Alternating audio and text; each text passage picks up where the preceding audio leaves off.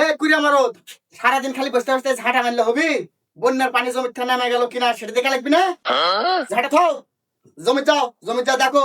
আমার যা দেহ চাপ টাপ দিস না রে, দে গামছাটা দে, যাচ্ছি। আইলে গেলাম গামছা লিয়া তাড়াতাড়ি জমি যাও।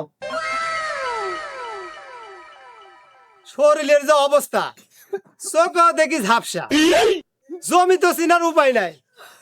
কোন জমি চিনব কি করে? হ্যাঁ, জমি যে কোনটা?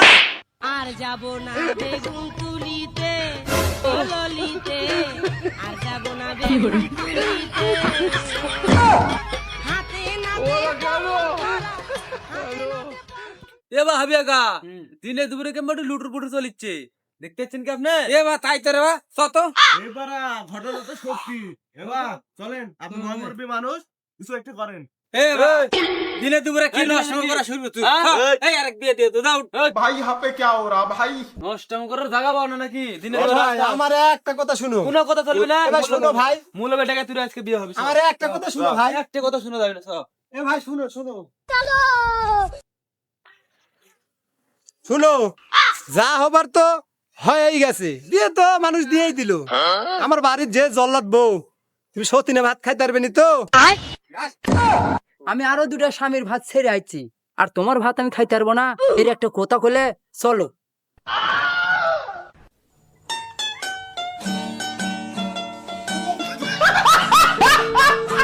শোনা, তুমি দাঁড়াও, বাড়ি গরম আছে না ঠান্ডা আছে আগে দেখে লি।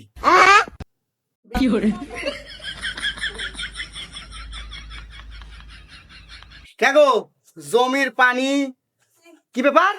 এটা কেটা? এটা কে?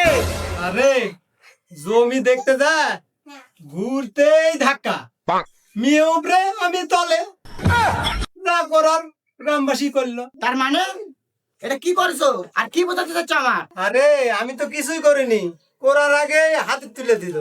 আর কি করার, ওইভাবে বাড়ি। ওরে আমার কুইরা বুড়া রে, আমার কপাল ভাঙিয়া খান খান করিছে রে। এই অ্যাঙ্গলে আমার জমি চাষ হয় না, তোর জমি কেমনে চাষ হয়? লে বলাও, আমার জমি না চাষ কমই করবি নি, তোমার জমি না চাষ বেশি করবি নি।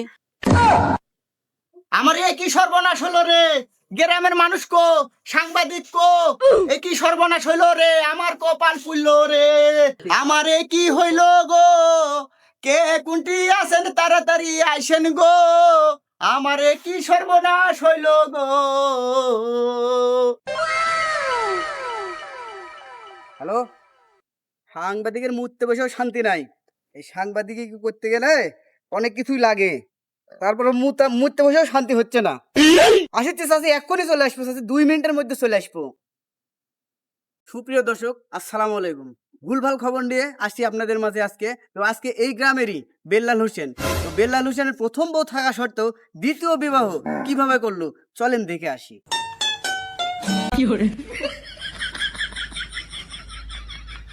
ওরে সাংবাদিক ভাই, আপনি আসছেন? হ্যাঁ বাবু, আমি সাংবাদিক না, আমি সাংবাদিক। ও ভাই যাই হোক, আমার মাথা তো ঠিক নাই।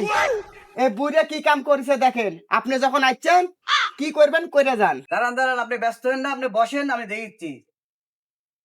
চাচা, এই বুড়ো বয়সে আপনি কিভাবে বিয়েটা করলেন? চাচা, মানুষ করে অ্যারেঞ্জ ম্যারেজ, তা আপনি এটা কি ম্যারেজ করলেন? আরে বাপু, আগের বিয়ে অ্যারেঞ্জমেন্ট করে করেছি। চাচা, ওটা অ্যারেঞ্জ ম্যারেজ না, অ্যারেঞ্জ ম্যারেজ। আরে বাপু, হলেই হলো, আমরা মূর্খ সূর্খ মানুষ, অত কিছু বুঝি না বাপু। তো চাচা, আপনি এই বিয়ে কিভাবে করলেন? আরে ডাইরেক্ট কট ম্যারেজ। আচ্ছা চাচা, সবাই করে কোর্ট ম্যারেজ, আপনি কোর্ট ম্যারেজ এটা কিভাবে করলেন? আরে বাপু, শরীরের যে অবস্থা, চোখেও দেখি ঝাপসা, গেছুনু মাঠে জমি দেখতে, জমি দেখে ঘুরেছি আর লাগনু ধাক্কা, মেয়ে উপরে আমি তলে। আমি তো কিছুই করিনি বাপু, যা করার গ্রামবাসী করেছে। আর এখন বাইরে আসার পরে যা করার ওই বড় বই। চাচা, যেহেতু আপনি বিয়ে করেই ফেলেছেন, আপনি কি 2 বউ একসাথে রাখতে চাচ্ছেন? বাপুরে, আমার শরীরের যে অবস্থা, ওরা দুজন যদি কন্ডম ম্যানেজ করে থাকতে পারে তাহলে থাকবি। চাচা, এটা কম্প্রোমাইজ না, এটা কম্প্রোমাইজ। আরে বাপু, জমি আসলো আগে একটা, এখন হয়ে গেল 2টা, আর 2 জমির নাঙ্গল চাষ করার মতো তো বয়স আমার নাই রে বা। না পারি, না পারবো, খাবা দিয়া থুয়ে দেবো। আচ্ছা চাচি, আপনারা তিনজন এক জায়গা হন। আচ্ছা, চাচা যে বললো যে আপনারা যদি কম্প্রোমাইজ করে চলতে পারেন তাহলে সংসার চালাবেন, আসলে আপনারা দুজন কি রাজি আছেন? কি কবা বাপু, কি আর করা বাপু, যেহেতু বিয়ে করেই ফেলাছে, এখন আমরা দুইজন মিলেই সংসার করতে চাই। আসলে দর্শক, পুরুষ মানুষ নিজ ইচ্ছাকৃতভাবে বিয়ে করতে চায় না, আসলে পরিস্থিতির কারণে, পরিবেশের কারণে পুরুষ মানুষ দূরে বিয়ে করতে আসলে সক্ষম হয়। তো যাই হোক, আপনারা দেখলেন যে এই চাচার যে পরিস্থিতি, আসলে এরকম পরিস্থিতি যেন আর কেউ না পারে।